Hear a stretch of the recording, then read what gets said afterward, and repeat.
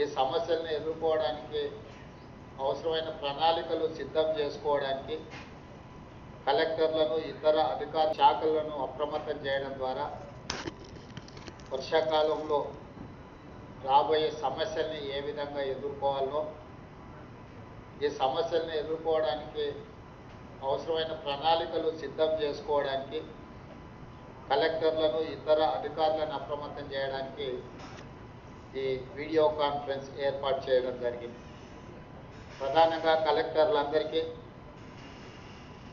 ఈ video conference ద్వారా నా ఆదేశాలు వర్షాకాలం భారీ వర్షాలు ఇంతకుముందు సిఎస్ గారు చెప్పినట్టు క్లౌడ్ బస్టర్తోనే ఊహించిన దానికంటే పోయిన సంవత్సరం కూడా మనకు వర్షాలు వరదలు వచ్చినప్పుడు దాదాపుగా ఖమ్మం జిల్లాలో 2.5-3 గంటలలోనే 39 సెంటీమీటర్ల వర్షం రావడము, హైదరాబాద్లో కూడా అత్యధికంగా వర్షం రావడం వల్ల మనకున్న ఏ వ్యవస్థలు కూడా సరైన పరిస్థితులు లేకపోవడం వల్ల విపత్కర పరిస్థితులను ఎదుర్కోవాల్సి వచ్చింది. అందుకే ఈరోజు కలెక్టర్లందరికీ కూడా వర్షాలు రావడం, వర్షాల వల్ల వచ్చే ప్రమాదాలకు సంబంధించి డిజాస్టర్ మేనేజ్మెంట్ను అప్రమత్తం చేయడం, అదేవిధంగా వర్షాకాలంలో వచ్చే సీజనల్ డిసీజెస్ అంటువ్యాధులు ఏవైతే ఉంటాయో వాటికి సంబంధించి మెడికల్ అండ్ హెల్త్ డిపార్ట్మెంట్ని అప్రమత్తం చేయడం, అదేవిధంగా వర్షాకాలంలో వ్యవసాయం పెద్ద ఎత్తున జరుగుతుంది కాబట్టి వ్యవసాయ శాఖకు సంబంధించిన విషయాలను ప్రస్తావించడం, అదేవిధంగా నీటిపారుదల శాఖను వచ్చే నీళ్లను పట్టుకున్న నీళ్లను జాగ్రత్తగా వినియోగించుకోవడం విషయంలో కూడా సాగునీటి పారుదల అధికారులనే కాదు కలెక్టర్లను కూడా అప్రమత్తం చేయడం, అదేవిధంగా ప్రభుత్వము చాలా గొప్పగా పెద్ద కార్యక్రమంగా తీసుకున్న రేషన్ కార్డు పంపిణీకి సంబంధించి ప్రధానంగా ఈ 5 అంశాలకు సంబంధించి ఈరోజు ఈ వీడియో కాన్ఫరెన్స్ మనం ఏర్పాటు చేసుకోవడం జరిగింది. అధికారులను అందరినీ కూడా అప్రమత్తం చేసి ప్రజలకు ఎలాంటి ఇబ్బంది జరగకుండా ఉండడానికి మీకు అందరికి ఆదేశాలు ఇవ్వడానికి ఈరోజు మనం ఈ సమావేశాన్ని ఏర్పాటు చేసుకున్నాం. ప్రధానంగా భారీ వర్షాల వల్ల వాస్తవంగా ఈసారి జూన్ 1 నుండి జూలై 20 వరకు 21% వర్షపాతం తక్కువ వచ్చింది. కానీ గత 3 రోజుల నుంచి వర్షం బాగా వస్తుంది. ముఖ్యంగా హైదరాబాద్ నగరంలో కూడా ఊహించిన దానికంటే ఎక్కువ వర్షం రావడం వల్ల సమస్యలు ఉత్పన్నమవుతున్నాయి. ఈ సమస్యల వల్ల ట్రాఫిక్ జామ్లు కానీ, నాలాలలో కొట్టుకుపోవడం కానీ, జిల్లాలలో కూడా ఇతర సమస్యలు రావడం వల్ల ఈరోజు ఎస్డిఆర్ఎఫ్ కానీ, ఎన్డీఆర్ఎఫ్ కానీ, ఇతర మున్సిపల్ శాఖకు సంబంధించి కానీ, పంచాయతీరాజ్ శాఖకు సంబంధించి కానీ, medical and health and revenue departments అన్నింటిని కూడా అప్రమత్తం చేసి ప్రజలకు ఏమాత్రం కూడా ఇబ్బంది జరగకుండా ఈ కార్యక్రమాన్ని ముందుకు తీసుకెళ్లాలనేది ప్రధానమైన ఉద్దేశం. ఈరోజు అగ్నిమాపక సిబ్బంది కానీ ఇతర సిబ్బంది ఎస్డిఆర్ఎఫ్, ఎన్డీఆర్ఎఫ్, గతంలో ఎస్డిఆర్ఎఫ్ లేకుంటే మనం నూతనంగా ప్రారంభించుకొని కొత్త బృందాలను అన్నింటినీ చేసుకున్నాం. హైదరాబాద్ నగరంలో కూడా డిజాస్టర్ మేనేజ్మెంట్ కోసం 150 బృందాలను హైడ్రా ఆధ్వర్యంలో, మున్సిపల్ జిహెచ్ఎంసీ ఆధ్వర్యంలో 150 బృందాలను కూడా ఏర్పాటు చేయడం జరిగింది. ముఖ్యంగా నగరంలో వర్షం వస్తుందంటే గంటల కొద్దీ ట్రాఫిక్ జామ్ అవుతుంది. రోడ్ల మీద నీళ్లు నిలవడం వల్ల ఈ ట్రాఫిక్ జామ్ అవుతున్నాయి. అందుకే ఈరోజు డిజాస్టర్ మేనేజ్మెంట్కి సంబంధించిన అధికారులను, మున్సిపల్ అధికారులను, పోలీస్ అధికారులను నీళ్లను నియంత్రించడంలో, చెట్లు గుడితే తొలగించడంలో, కరెంటు పోతే కరెంటును పునరుద్ధరించడంలో శాఖలు వాళ్ళ బాధ్యతలను నెరవేర్చుకుంటూనే ట్రాఫిక్ను కూడా స్ట్రీమ్లైన్ చేసి ప్రజలకు ఏమాత్రం అసౌకర్యం కలగకుండా పోలీస్ శాఖతో కూడా సమన్వయం చేసుకొని ముందుకు వెళ్ళాలి. అందుకే వెదర్ ఫోర్కాస్ట్ నుంచి ముందే ICCC నుంచి కమాండ్ కంట్రోల్ రూమ్ నుంచి 3 గంటల ముందే ఏ ప్రాంతంలో ఎంత వర్షం పడుతుంది ఆ ప్రాంతానికి ముందే బృందాలను పంపిస్తుంది. అక్కడికి పోలీసులు కానీ, డిజాస్టర్ మేనేజ్మెంట్ సంబంధించిన వాళ్ళు కానీ, మున్సిపల్ శాఖకు సంబంధించిన వాళ్ళను ముందే గుర్తించి హైదరాబాద్ నగరంలో ఎక్కడ ఏ వర్షం పడుతుందో 3 గంటల ముందే వెదర్ ఫోర్కాస్ట్ నుంచి డీటెయిల్ తెప్పించుకొని కమాండ్ కంట్రోల్ నుంచి సమన్వయం చేసుకొని అక్కడ ముందే ముందస్తుగానే బృందాలను రెడీగా చేసి ప్రజలకు ఏమాత్రం ఇబ్బంది జరగకుండా కార్యక్రమాలు తీసుకుంటున్నాం. అయినా గంటల కొద్దీ ట్రాఫిక్ జామ్ అయ్యే పరిస్థితి ఉన్నది. ఇంకా మెటిక్యులస్గా జాగ్రత్తగా పనిచేయాలి. నేను కలెక్టర్లందరికీ, జిల్లా కలెక్టర్లందరికీ, ఇంక్లూడింగ్ హైదరాబాద్ కలెక్టర్కి నేను ఇచ్చే ఆదేశాలు, మీరు పోలీస్ కమిషనర్లందరికీ కూడా మీరు కోఆర్డినేట్ చేసుకోవాలి. ఇటు రంగారెడ్డి, అటు సంగారెడ్డి, ఇటు మేడ్చల్, మల్కాజ్గిరి, హైదరాబాద్. ఈ హైదరాబాద్, సైబరాబాద్, మన రాచకొండ కమిషనర్లను, పోలీసులు అందరూ కూడా వర్షం వస్తుందంటే ఆ ప్రాంతంలో కమిషనర్లతో సహా అందరూ గ్రౌండ్లో ఉండాలి. కలెక్టర్లు కోఆర్డినేట్ చేసుకోవాలి. టాప్ ఆఫీసర్ ఎప్పుడైతే గ్రౌండ్కి వెళ్తాడో, పర్యవేక్షించడానికి వెళ్తాడో, ఆటోమేటిక్గా మిగతా అధికారులందరూ కూడా పనిలో పడతారు. ఈరోజు అత్యంత ఇబ్బందికరమైన పరిస్థితి ట్రాఫిక్ జామ్. ఎన్ని గంటలలో అందులో ఉంటున్నామో తెలియని పరిస్థితి ఉంది. కాబట్టి పూర్తి స్థాయిలో మీరు అప్రమత్తంతో ఈ కార్యక్రమాన్ని తీసుకోవాలి. వీళ్ళందరినీ కూడా మనము జాగ్రత్తగా నగరానికి సంబంధించి గ్రామీణ ప్రాంతాలలో వర్షాలు వచ్చినప్పుడు పిడుగుపాటికి మనుషులు చచ్చిపోతున్నారు. ఈ మధ్య థండర్ బోల్ట్స్ కూడా ఎక్కువైనాయి. ప్రజల్ని అప్రమత్తం చేయాలి. వర్షాలు వచ్చినప్పుడు చెట్ల కింద కానీ జాగ్రత్తగా ఉండేటట్టు, చెట్ల కిందనో లేకపోతే అందుబాటులోనో ఉంటే పిడుగుపాటికి పశువులు, మనుషులు ఇద్దరు చచ్చిపోతున్నారు. కలెక్టర్లు దీనికి సంబంధించి కూడా ఎస్పీలు ఎప్పటికప్పుడు జాగ్రత్త తీసుకోవాలి. ఎక్కడైనా అనుకోని పరిస్థితుల్లో ఈ పిడుగుపాటికి ఎవరైనా మరణిస్తే ఎప్పటి ఆ కుటుంబాలను ఆదుకోవడానికి, ఆ పశువులు చనిపోయినా, మనుషులు చనిపోయినా వాళ్ళకి నష్టపరిహారం ఏ విధంగా ఉండాలి, వాళ్ళకి ఏదైనా సాయం చేయాలంటే కూడా ఎఫ్ఐఆర్ చేయాలా. ఎప్పటిెప్పటి ఆ ఎఫ్ఐఆర్లు చేయించి అక్కడ స్థానికంగా ఉండే ఎంఆర్ఓలను, మిగతా అధికారులను కూడా అప్రమత్తం చేసి వాళ్ళను మనము జాగ్రత్తగా హ్యాండిల్ చేయలేదని అనుకునే పరిస్థితి వస్తే కలెక్టర్లు వీటి మీద ప్రత్యేకమైన దృష్టి పెట్టాలి. అదేవిధంగా వర్షాలు వచ్చినప్పుడే వర్షాలతో పాటు సీజనల్ డిసీజెస్, అంటు రోగాలు, ముఖ్యంగా అటవీ ప్రాంతంలో ఆదిలాబాదు, ఖమ్మం, భద్రాచలం, ఐటీడీఏ ప్రాంతాలలో ఉండే గిరిజనులు ప్రధానంగా ఈ అంటువ్యాధులకు బారిన పడుతున్నారు. వాళ్ళకు రవాణా సౌకర్యాలు లేకపోవడం, రవాణా సౌకర్యాలు ఉన్న వైద్య సహకారం సరిగ్గా అందకపోవడం వల్ల ఈరోజు దీనికి సంబంధించి కూడా చాలా సమస్యలు వస్తున్నాయి. వర్షాలు వచ్చినప్పుడు డెంగ్యూ కానీ, చికెన్ గున్యా కానీ, మలేరియా కానీ, ఇవన్నీ దోమల వల్ల కలిగే అనారోగ్యాలు. ఇవన్నీ కూడా ఎక్కడైతే నీళ్లు మల్లబడతాయో, ఎక్కడైతే మడుగులాగా నీళ్ళు ఏర్పడతాయో అక్కడ ఈ దోమలు ఎక్కువ పెరగడానికి అవకాశం ఉంది. ఎంబడే వాటి మీద కిరోసిన్ చల్లడం కానీ, లేకపోతే దోమల మందు కొట్టడం కానీ, వీటన్నిటికీ సంబంధించి కూడా ముందస్తు జాగ్రత్తలు తీసుకోవాలి. ఎక్కడికక్కడ డ్రైనేజీ క్లీన్ చేయడం కానీ, మోరీలను క్లీన్ చేయడం కానీ, అవసరమైతే దానికి అవసరమైన మందులు చల్లడం కానీ చేయడం కానీ ఇమ్మీడియట్గా దీనికి సంబంధించి తీసుకోవాలి.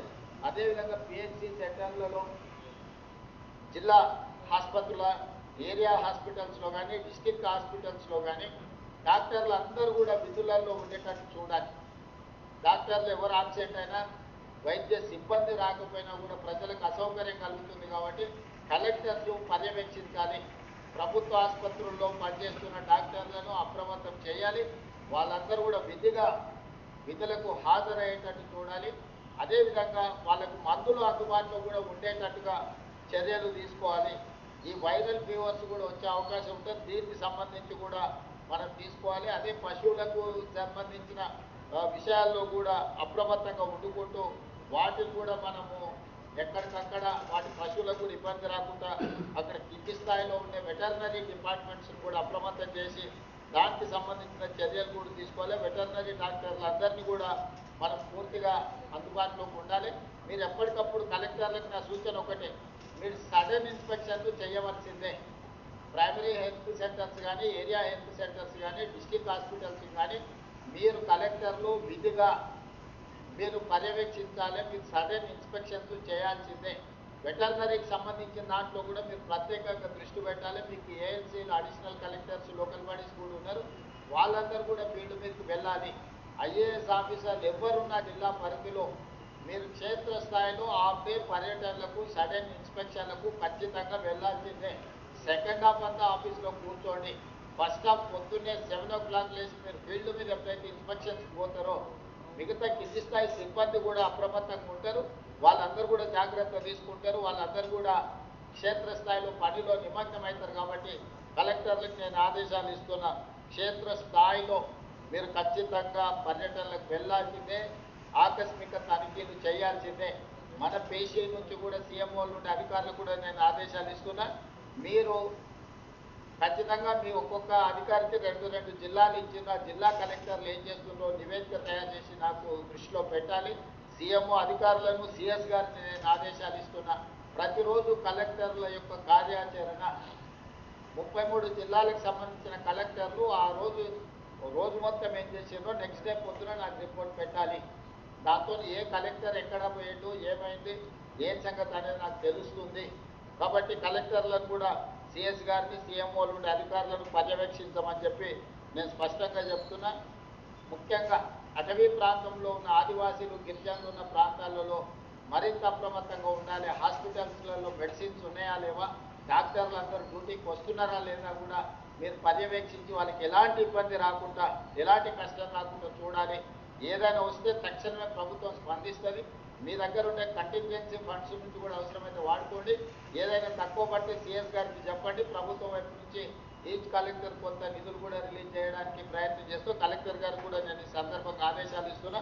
అత్యవసర సమయాలలో కలెక్టర్లకు ఖర్చు పెట్టడానికి కొన్ని నిధులు కూడా వాళ్ళని అడిగే పరిస్థితిని బట్టి అప్ టు 1 crore వరకు వాళ్ళ ఖాతాలలో నగదు ఉండేటట్టు చూడండి. అత్యవసరంగా కలెక్టర్లు ఏదైనా అవసరమైతే వాళ్ళు ఆ క్షేత్రస్థాయిలో వాటిని వినియోగించుకోవడానికి. ఎందుకంటే చిన్న అవసరాలకు కలెక్టర్లు నిధుల కోసం ఎదురు చూడాల్సిన పనులు వాళ్ళకు అందుబాటులో పెట్టండి. అదేవిధంగా మనకు నీటిపారుదలకు సంబంధించి కూడా ఉత్తమ్ కుమార్ రెడ్డి గారు క్లియర్గా చెప్పారు. మీరు వచ్చే నీరును ఒడిసి పట్టుకోవాలి, ఒడిసి పట్టుకున్న నీరును సరైన విధంగా వినియోగించుకోవాలి. నీళ్లు ఇరవాలి, ఎవరు ఫోర్స్ చేస్తే అట్లా కాకుండా రేషనలైజ్ చేసి ఏం అవసరం ఉంది. ఎందుకంటే జూలైలో 21% మైనస్ వర్షపాతం ఉంది. కాకపోతే మంచి వర్షాలు వస్తాయని ఎక్స్పెక్ట్ చేస్తున్నాం. గోదావరి బేసిన్లో కొంత తక్కువ ఉంది, కృష్ణా బేసిన్ కొంత బాగానే ఉంది, కానీ గోదావరి బేసిన్లో కొంత తక్కువ ఉంది. గత సంవత్సరం మనము దేశంలోనే అత్యధికంగా 2,85,00,000 మెట్రిక్ టన్నుల వరి ఉత్పత్తి చేసి దేశంలోనే మొదటి స్థానం నిలబడ్డాం. ఈరోజు ప్రజలు వరి ఉత్పత్తిలో చాలా పోటీ పడి పెడుతున్నారు. కాబట్టి ఎలాంటి క్రాప్ లాస్ లేకుండా వాటర్ మేనేజ్మెంట్ అనేది అత్యంత కీలకం. కాబట్టి దాని మీద కూడా దృష్టి పెట్టాలి. అదేవిధంగా ఫర్టిలైజర్ కూడా ఈ వ్యవసాయానికి, సాగునీటికి 2 ఇంటర్లింక్లు, ఒక శాఖ ఇంకొక శాఖతో సమన్వయం చేసుకోవాలి. నాట్లు ఎంత వేసేది, ఎంత అవసరం ఉంది, అక్కడ ఆదిలాబాద్ నుంచి మొదలుపెట్టిన అచ్చంపేట వరకు వివిధ జిల్లాలలో కొన్ని రోజులు వెనుక ముందు వర్షపాతం. గోదావరిలో ఆగస్టులో నీళ్ళు వస్తాయి నార్మలీ, కృష్ణాలో కొంచెం ముందు వస్తాయి. కానీ దాని ప్రకారం వ్యవసాయం కూడా జరిగితే యూరియా కూడా ఏ రకంగా తీసుకోవాలో ఈ నీళ్లను అంచనా వేసుకుంటూ వర్షాలను దృష్టిలో పెట్టుకొని కంప్లీట్గా వాటర్ మేనేజ్మెంట్ చేసుకుంటూ ఈ వ్యవసాయానికి తగ్గట్టుగా ఈరోజు మనము ఎరువులను కూడా రైతులకు అందుబాటులోకి తీసుకురావాలి. చాలా వరకు మన దగ్గర స్టాక్ ఉంది, బఫర్ స్టాక్ ఉంది. మన ఫ్యూచర్ రిక్వైర్మెంట్ ఆగస్టు మంత్కి స్టాక్ లేకపోతే కేంద్రం నుంచి తెచ్చుకుంటాం. కానీ ఇవాళ టీవీలలో, పేపర్లలో చాలామంది క్యూలో నిలబడ్డట్టుగా ఫోటోలు, వీడియోలు పెడుతున్నారు. ప్రజలని ఎరువులు దొరకడం లేదని ఒక ఆర్టిఫిషియల్ షార్టేజ్ క్రియేట్ చేసి, లేదా ప్రజల్ని సోషల్ మీడియాలో భయపెట్టి ఎరువులు అయిపోతున్నాయి, ఎరువులు దొరకడం లేదని జనాలు ముందస్తుగానే షాప్ 10 గంటలకు వెళ్తే 7 గంటలకి వచ్చి జనాలు నిల్చునే పరిస్థితి కల్పిస్తున్నారు. లేకపోతే చెప్పులు పెడుతున్నారు, అవి తీసుకొచ్చి సోషల్ మీడియాలో పెడుతున్నారు. అందుకే నేను కలెక్టర్లకు ఏం చెప్తున్నా అంటే, మీ దగ్గర ఎన్ని షాపులు ఉన్నాయి, వాళ్ళ దగ్గర స్టాక్ ఎంత ఉంది, ఆ రోజు ఎంత స్టాక్ వాళ్ళు ఇవ్వగలుగుతారు. బయట నోటీస్ బోర్డు పెట్టి క్లియర్గా డిస్ప్లేలో పెట్టండి.